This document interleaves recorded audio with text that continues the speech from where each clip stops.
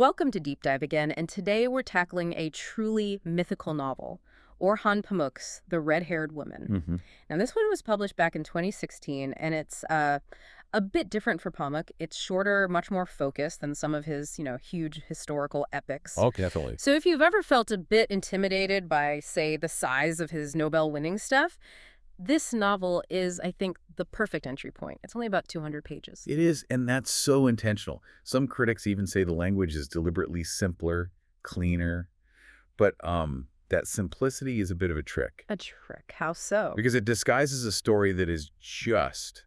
It's absolutely packed with mythological and philosophical complexity. Right. And that's our mission for today, isn't it? To sort of cut through that complexity and really unpack the novel's core conflict. Which is this incredible juxtaposition it creates. Exactly.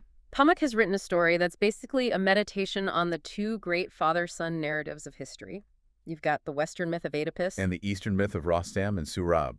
and we're going to dig into how these ancient stories frame the modern protagonist's, well, his agonizing search for an identity in Turkey. And that search belongs to a young man named Kum.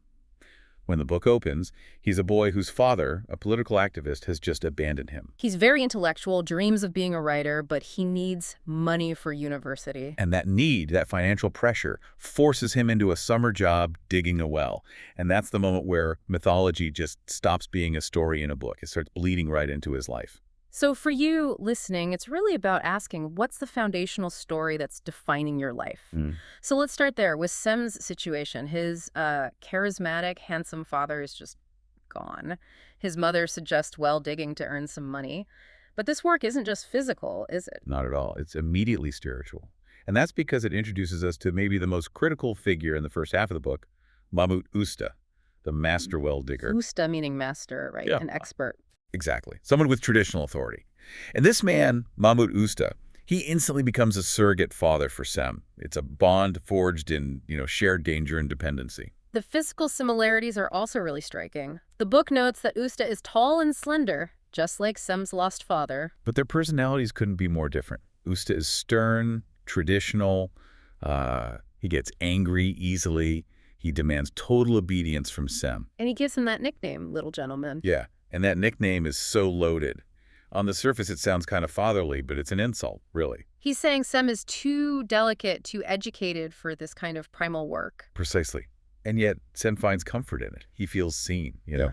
It just tells you how desperately he's craving any kind of paternal recognition, even if it's wrapped in a criticism. Okay, so let's unpack this apprenticeship. The physical labor of digging, of going deep into the earth, it becomes this intense psychological focus. What is Pamuk saying with the well? The well is absolutely the central metaphor. It's an inverted journey. Mahmut Usta teaches Frem that the soil isn't just soil, it's layers. Like the 7 layers of sky, but going down. Exactly, but in reverse. You're going down into the collective unconscious, into history, the world of the dead. Digging for water becomes digging into your own past. And Usta's lessons are all steeped in this really traditional, fatalistic worldview. It's the total opposite of Them's modern intellectual goals. Totally. Usta says finding water isn't about geology, it's Allah's will. It's divine intervention.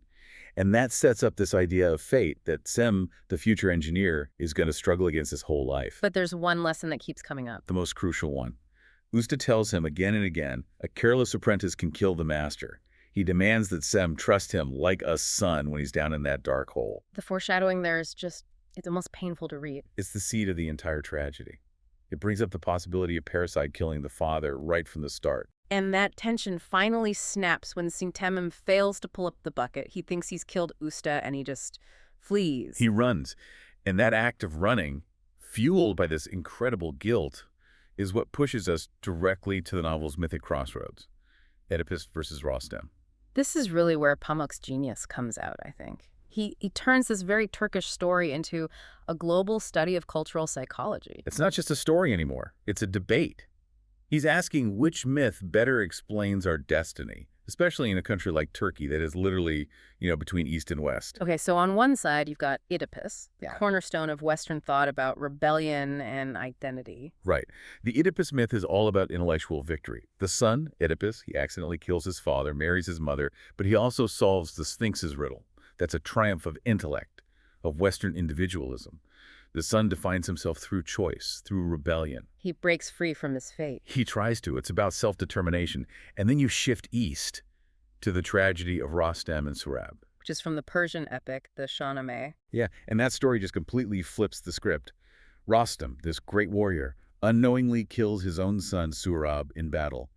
He only realizes who he is when he sees a bracelet on his son's arm as he's dying. So it's not about choice, it's about fate. It's about a crushing, accidental destiny.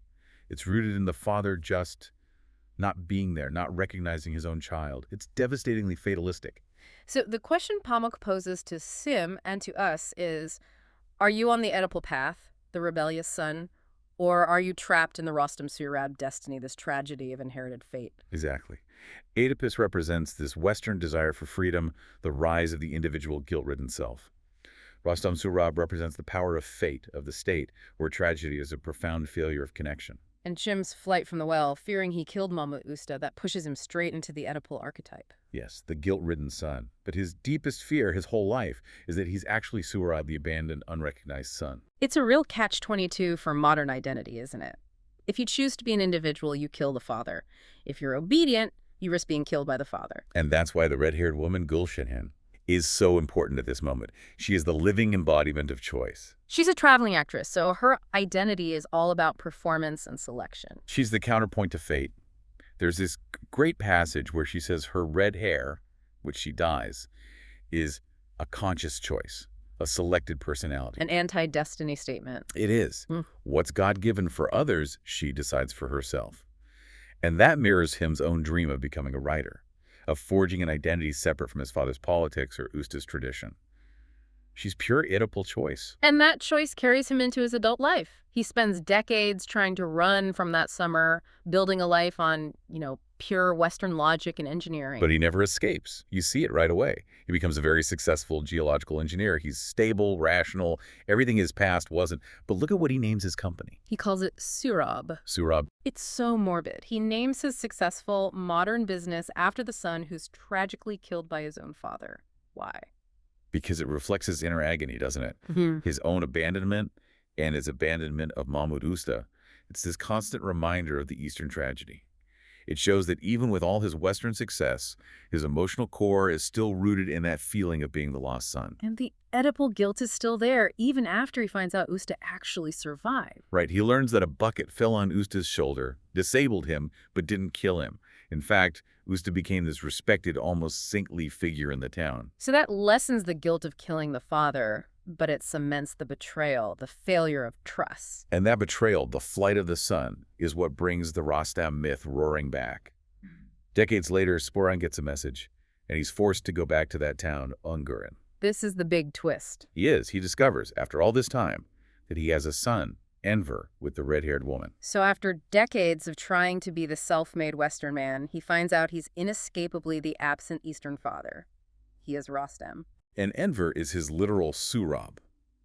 The irony is just. It's overwhelming. The final confrontation happens at the old well site, which is now an industrial factory owned by Sum's company. Owned by Suhrab, the company. Owned by Suhrab. It's the perfect setting for this collision of the ancient and the modern.